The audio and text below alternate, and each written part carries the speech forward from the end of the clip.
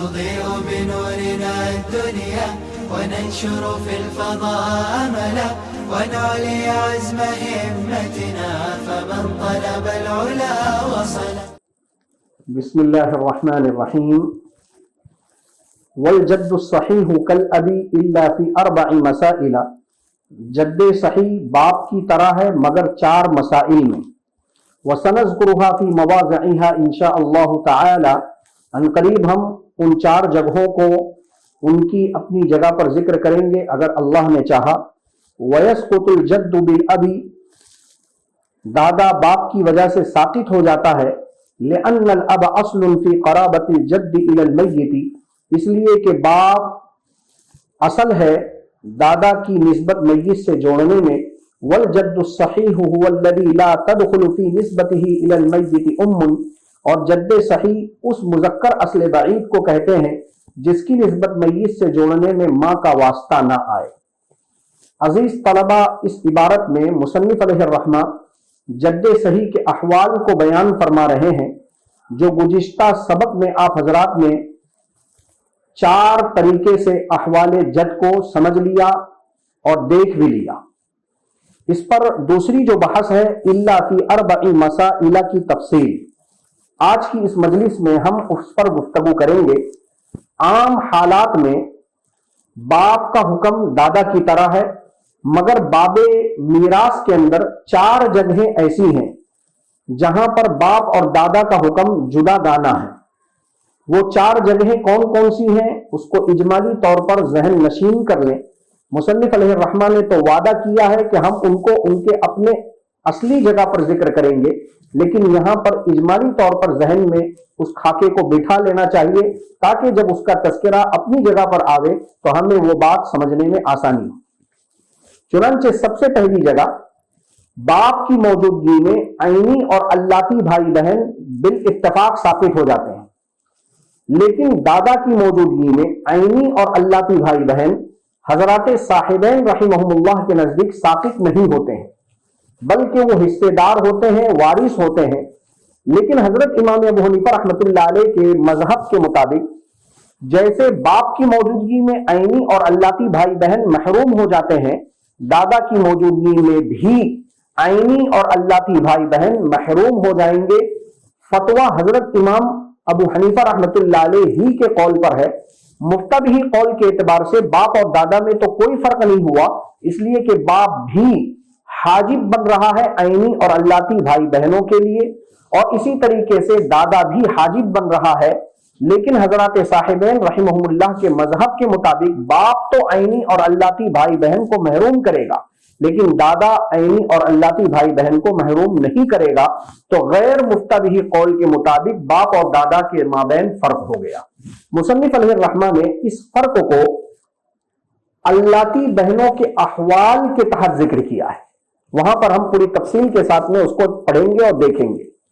دوسری جگہ والدین ماں باپ کے ساتھ اگر احد الزوجین ہو تو ماں کو ثلث الباقی ملتا ہے، یعنی میاں بیوی میں سے جو بھی موجود ہو ان کو ان کا حصہ دینے کے بعد بچے ہوئے مال کا 1/3 ماں کو ملتا ہے، جس کو اصطلاح میراث میں ثلث الباقی کہتے ہیں. لیکن اگر احد الزوجین کے ساتھ ماں ہو اور ماں کے ساتھ بجائے باپ کے دادا ہو تو اب ماں کو ثلث الکل ملے گا، اور یہی حضرات طرفین رحمہم اللہ کا مفتبی قول ہے. لیکن حضرت امام ابو یوسف رحمۃ اللہ علیہ فرماتے ہیں کہ اگر باپ کے بجائے دادا ہو تب بھی ماں کو ثلث الباقی ہی ملے گا. تو امام ابو یوسف رحمۃ اللہ علیہ کے مسلک اور مذہب کے اعتبار سے باپ اور دادا میں تو کوئی ڈیفرنس نہیں ہوا کہ باپ اگر موجود ہے تو بھی ماں کو ثلث الباقی مل رہا ہے، دادا اگر موجود ہے تو بھی ماں کو ثلث الباقی مل رہا ہے. لیکن حضرات طرفین رحمہم اللہ کے مذہب کے اعتبار سے ڈیفرنس اور فرق ہو گیا کہ باپ ماں اور احد الزوجین اگر ہیں تب تو ماں کو ثلث الباقی ملے گا، لیکن اگر باپ کے بجائے دادا ہے، ماں ہے اور احد الزوجین ہے تو اب ماں کو ثلث الباقی نہیں بلکہ ثلث الکل ملے گا. تو مفتبی قول کے اعتبار سے باپ اور دادا میں فرق ہوگا. اس مسئلے کو مصنف علیہ الرحمہ نے ماں کے احوال کے تحت تفصیل کے ساتھ میں ذکر کیا ہے. نمبر 3، تیسرا اہم مسئلہ جس میں باپ اور دادا کے درمیان فرق ہے اور وہ یہ ہے کہ باپ تو جد صحیحہ کو ساقط کر دیتا ہے، لیکن دادا جد صحیحہ یعنی دادی کو ساقط نہیں کرتا ہے۔ یہ مسئلہ متفق علیہ ہے، لہذا متفق علیہ مذہب کے اعتبار سے باپ اور دادا میں ڈفرنس اور فرق ہو گیا کہ باپ تو دادی کو محروم کرتا ہے لیکن دادا دادی کو محروم نہیں کرتا ہے۔ اس مسئلے کو مصنف علیہ الرحمہ نے جد صحیحہ کے احوال میں ذکر کیا ہے۔ چوتھا اور آخری مسئلہ جہاں باپ اور دادا کے مابین حکم کے اعتبار سے فرق ہے وہ یہ ہے کہ اگر مولا عتاقہ کا بیٹا ہو اور باپ ہو، یعنی ابن المعتق آزاد کرنے والے کا بیٹا ہو، ابو المعتق آزاد کرنے والے کا باپ ہو، تو اب یہاں پر آزاد کرنے والے کا جو بیٹا ہے وہ اس کو بھی ملے گا، اور آزاد کرنے والے کے باپ کو حضرت امام ابو یوسف رحمۃ اللہ علیہ فرماتے ہیں کہ بیٹے کو بھی ملے گا اور باپ کو ولا کا چھٹا حصہ ملے گا اور 5 حصہ ابن المعتق کو ملے گا۔ لیکن حضرات طرفین رحمہم اللہ فرماتے ہیں کہ ابن المعتق کے ساتھ میں اگر ابو المعتق ہے تو ابن المعتق کو پورا کا پورا ملے گا، ابو المعتق محروم ہو جائے گا۔ حضرت امام ابو یوسف رحمۃ اللہ علیہ فرماتے ہیں کہ ابن المعتق کے ساتھ میں بجائے ابو المعتق کے اگر جد المعتق آ جائے تو حضرت امام ابو یوسف رحمۃ اللہ علیہ فرماتے ہیں کہ اب پوری ولا ابن المعتق کو ملے گی، جد المعتق کو نہیں ملے گی۔ تو حضرت امام ابو یوسف رحمۃ اللہ علیہ کے مذہب کے اعتبار سے ابو المعتق اگر آ رہا ہے تو اس کو ولا کا چھٹا حصہ مل رہا ہے، اور اگر جد المعتق آ رہا ہے تو وہ محروم ہو رہا ہے۔ ابو المعتق آ رہا ہے ولا کا چھٹا حصہ لے رہا ہے، جد المعتق آ رہا ہے محروم ہو رہا ہے۔ امام ابو یوسف رحمۃ اللہ علیہ کے مذہب کے اعتبار سے باپ دادا کے درمیان ڈفرنس اور فرق ہو گیا، لیکن حضرات طرفین کا جو قول ہے وہ مفتہ بھی ہے کہ ابن المعتق کے ساتھ میں چاہے ابو المعتق آ جائے تو بھی محروم ہوگا، ابن المعتق کے ساتھ جد المعتق آ جائے تو بھی محروم ہوگا۔ تو مفتہ قول کے اعتبار سے باپ اور دادا میں کوئی فرق اور ڈفرنس نہیں ہے، لیکن حضرت امام ابو یوسف رحمۃ اللہ علیہ کے مذہب کے اعتبار سے فرق ہو گیا۔ اس مسئلے کو مصنف علیہ الرحمہ نے اسبع سببی کے تحت ذکر کیا ہے۔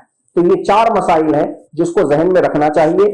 تیسری بحث ہم یہاں کر رہے ہیں کہ باپ کی وجہ سے دادا کے ساقط ہونے کی علت کیا ہے، وجہ کیا ہے، جس کو مصنف علیہ الرحمہ نے لأن الاب اصل فی قرابت جد الی المیت اس عبارت کے اندر ذکر کیا ہے کہ باپ دراصل دادا کی نسبت میت سے جوڑنے میں واسطہ بن رہا ہے، اور واسطہ بننے کی وجہ سے وہ اصل میت میں بنسبت دادا کے اقرب ہے، اور باب میراث کا ایک مسلمہ اصول ہے کہ جو اقرب ہوتا ہے اس کو وراثت ملتی ہے اور جو ابعد ہوتا ہے وہ محروم ہو جاتا ہے۔ تو دادا بھی اصل ہے اور باپ بھی اصل ہے، لیکن اصل میت میں باپ کو زیادتی قرب حاصل ہے بنسبت دادا کے، اس وجہ سے باپ یہ دادا کے لیے ساقط اور حاجب بنتا ہے اور دادا یہ محجوب اور محروم ہو جاتا ہے۔ چوتھی اور آخری بحث ہم یہاں کریں گے وَيَسْقُطُ الْجَدُّ بِالْأَبِ۔ مصنف علیہ الرحمہ کی اس عبارت پر 2 اہم سوال ہے اور ان کے جوابات ہیں۔ مصنف علیہ الرحمہ اس عبارت میں یہ بیان فرما رہے ہیں کہ وَيَسْقُطُ الْجَدُّ بِالْأَبِ، دادا باپ کی وجہ سے ساقط ہو جاتا ہے۔ سب سے پہلا سوال یہ ہے، معترض یہ اعتراض کر رہا ہے کہ باپ جو دادا کے لیے حاجب اور ساقط بن رہا ہے اس کی 3 وجوہات ہیں۔ نمبر 1، باپ میں اصل ہونے کا معنی ہے، وہ اصل ہے، میت کی اصل ہے، اور نمبر 2، باپ کے اندر اقرب ہونے کا معنی ہے، اور نمبر 3، باپ کے اندر ادلا یعنی میت کی طرف منسوب کرنے کی صلاحیت موجود ہے۔ چنانچہ باپ میں اصلیت کا معنی بھی ہے اور باپ میں قرب یعنی بنسبت دادا کے زیادتی قرب کا معنی بھی ہے، اور باپ دادا کو میت کی طرف جوڑنے کے لیے واسطہ بھی بن رہا ہے، تو اس میں ادلا کا معنی بھی ہے۔ فرماتے ان 3 معانی کی وجہ سے باپ دادا کو ساقط کر رہا ہے، محروم کر رہا ہے۔ یہی 3 معنی جب باپ میں موجود ہے تو آپ نے باپ کو حاجب مانا اور دادا کو باپ کی موجودگی میں محجوب کر دیا۔ معترض یہ اعتراض کر رہا ہے کہ یہی تینوں معنی ماں کے اندر بھی موجود ہے، اس لیے ماں کی موجودگی میں اولاد الام کو بھی محروم کرنا چاہیے۔ ذرا غور کریں کہ ماں اور اولاد الام کا جب ہم تقابل کریں گے تو ماں کے اندر اصلیت کا معنی ہے، اولاد الام میں نہیں ہے. تو پہلا معنی جو باپ میں ہے وہ یہاں ماں میں ہے. دوسرا معنی ماں کو زیادتی قرب حاصل ہے کیونکہ وہ بلا کسی واسطے کے میت کی طرف منسوب ہو رہی. اور اولاد الام میں بعد کا معنی ہے کیونکہ وہ ماں کے واسطے سے میت کی طرف منسوب ہو رہے ہیں. تیسرا معنی جو باپ میں موجود ہے وہ ماں میں ہے، باپ دادا کو میت کی طرف منسوب کرنے کے لیے واسطہ بن رہا ہے. ایسے ہی یہاں ماں اولاد الام کو میت کی طرف منسوب کرنے کے لیے واسطہ بن رہی ہے. جب یہ تین معانی باپ میں موجود ہے تو اس کی وجہ سے آپ نے دادا کو محروم کر دیا. یہی تین معانی ماں میں بھی موجود ہے، اور جب یہ تین معانی ماں میں موجود ہے تو ماں کو بھی حاجب مانو اور اولاد الام کو محجوب مانو. لیکن آپ ماں کی موجودگی میں اولاد الام کو محجوب نہیں مانتے ہیں. اس کی کیا وجہ ہے؟ معترض کے اس اشکال اور اعتراض کے دو جواب علماء نے دیے ہیں. پہلا جواب یہ دیا ہے کہ باپ میں جو معنی ہے وہ ماں میں نہیں. باپ کے اندر وراثت کی دو صلاحیتیں ہیں. نمبر ایک، باپ میں ارث بالفرض بھی ہے، اور نمبر دو، باپ کے اندر ارث بالتعصیب بھی ہے. جبکہ ماں کے اندر صرف ارث بالفرض ہے، اس میں عصبہ بننے کی صلاحیت نہیں ہے. معلوم یہ ہوا کہ حاجب بننے کے لیے محض اصل ہونا کافی نہیں ہے، بلکہ اصل قوی ہونا ضروری ہے، جو باپ میں دوہری صلاحیت ہونے کی وجہ سے موجود ہے. اس لیے باپ تو دادا کے لیے حاجب بنے گا، لیکن ماں اولاد الام کے لیے حاجب نہیں بنے گی. دوسرا جواب علماء نے یہ دیا ہے کہ لِأَنَّ الْأَبَ أَصْلٌ فِي قَرَابَةِ الْجَدِّ إِلَى الْمَيِّتِ. اس عبارت کے اندر مصنف علیہ الرحمہ نے ایک اصول ذکر کیا ہے، جس اصول کے تحت وراثت کے کثیر التعداد مسائل بلا کسی نقض و ابطال کے مندرج ہوتے ہیں. لیکن یہ بات یاد رکھیں، یہ میراث کا اصول ہے. اس اصول پر عمل اس وقت کرنا ضروری ہوگا جبکہ وہ نص کے خلاف نہ ہو. اگر نص کے خلاف کوئی مسئلہ پیش آتا ہے تو نص پر عمل کرنا واجب ہوتا ہے، اصول کو چھوڑ دینا ضروری ہوتا ہے. چنانچہ معترض کا جو اشکال ہے کہ ایراث اولاد الام مع الام، ماں کی موجودگی میں اولاد الام کو وارث نہیں ہونا چاہیے، یہ اشکال بلا بنیاد ہے. کیونکہ ایراث اولاد الام مع الام، ماں کے ساتھ میں اولاد الام اخیافی بھائی بہنوں کا وارث ہونا نص قطعی سے ثابت ہے. اور جب ان کا وارث ہونا نص قطعی سے ثابت ہے تو اس پر عمل کیا جائے گا اور اس اصول کو ترک کر دیا جائے گا. جیسے آپ خود ہی غور کر سکتے ہیں کہ اولاد الام کی توریث یہ صفت کلالہ پر مبنی ہے. اللہ رب العزت کا پاک ارشاد ہے، قُلِ اللَّهُ يُفْتِيكُمْ فِي الْكَلَالَةِ إِنِ امْرُؤٌ هَلَكَ لَيْسَ لَهُ وَلَدٌ وَلَهُ أُخْتٌ فَلَهَا نِصْفُ مَا تَرَكَ. اس آیت کریمہ کے اندر اولاد الام کے احوال کو بیان کرنے سے پہلے اللہ رب العزت نے مرنے والے کے لیے کلالہ کی صفت کی شرط لگائی کہ مرنے والا جب رجل کلالہ یا مرنے والی امراۃ کلالہ بن کر جب مرے گی تو ہی اولاد الام وارث ہوں گے. اب کلالہ کیا ہے؟ صحابہ کرام پر اللہ رب العزت کروڑ رحمت نازل فرمائے. پوری امت کی طرف سے حضرات صحابہ کرام رضوان اللہ تعالی علیہم اجمعین کو اللہ جزائے خیر عطا فرمائے کہ انہوں نے اللہ کے نبی صلی اللہ علیہ وسلم سے براہ راست سوال کر لیا، ما ہی الکلالہ یا رسول اللہ صلی اللہ علیہ وسلم، کلالہ کیا ہے اللہ کے نبی صلی اللہ علیہ وسلم؟ ابو داؤد کے الفاظ ہیں، اللہ کے نبی صلی اللہ علیہ وسلم نے قرآن پاک کے اس کلمے کی تفسیر بیان کی، لم یدع ولدن ولا والدن. کلالہ اس شخص کو کہتے ہیں جو مرنے کے بعد اپنے پیچھے نہ ولد چھوڑے اور نہ والد چھوڑے. ولد کے اندر بیٹا بھی آ گیا، بیٹی بھی آ گئی، پوتی بھی آ گئی اور پوتا بھی آ گیا. اور والد کے اندر صرف باپ کے ساتھ میں دادا آیا، ماں نہیں آئی. معلوم یہ ہوا کہ کلالہ اس شخص کو کہتے ہیں جس نے اولاد بیٹا بیٹی پوتا پوتی میں سے کسی کو نہ چھوڑا ہو، اور والد یعنی باپ دادا یعنی اصول مذکر میں سے کسی کو نہ چھوڑا ہو. ماں کا تذکرہ یہاں نہیں آیا. یعنی اگر ان میں سے کسی کو چھوڑا ہوگا تو اولاد الام وارث نہیں ہوں گے، اور اگر ان میں سے کسی کو نہیں چھوڑا ہے تو اولاد الام وارث ہوں گے. لہذا بمقتضائے نص جب والد کے اندر ماں کا دخول نہیں ہوا اور ماں اس میں شامل نہیں ہوئی تو ماں کی موجودگی میں آدمی صفت کلالہ کے ساتھ میں ہی متصف ہوتا ہے، اور جب صفت کلالہ کے ساتھ میں متصف ہوتا ہے تو اولاد الام کا صفت کلالہ کے ساتھ میں وارث ہونا اسی آیت کریمہ کے اقتضاء النص سے یہ ثابت ہو گیا۔